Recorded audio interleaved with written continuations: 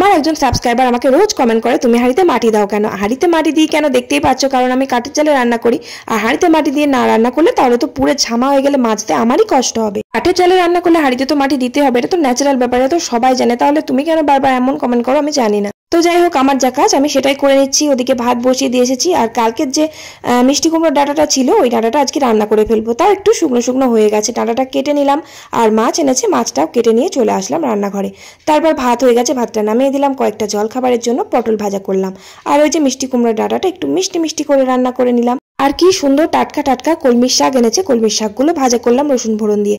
বেশ কয়েকদিন গাছ থেকে পেরে কাঁচা আম দিয়ে ডাল করছিলাম, ব্যাস আম তো কাঁচার থেকে পাকা হয়ে গেছে, তাই জন্য এখন আমড়া দিয়ে টক ডাল করলাম। আর টক ডাল খেতে কিন্তু আমড়া দিয়ে দারুণ লাগে। আর মাছগুলো আলু পটল দিয়ে আর কাঁচকলা দিয়ে একটু পাতলা করে ঝোল করলাম। ব্যাস রান্না শেষ করে কড়াইটা মেজে ধুয়ে কয়েকটা জামা কাপড় ছিল কেচে কুচে মেলে দিয়ে তারপরে চান করে খেতে বসলাম। ভিডিওটা ভালো লাগলে একটা লাইক করো, টাটা।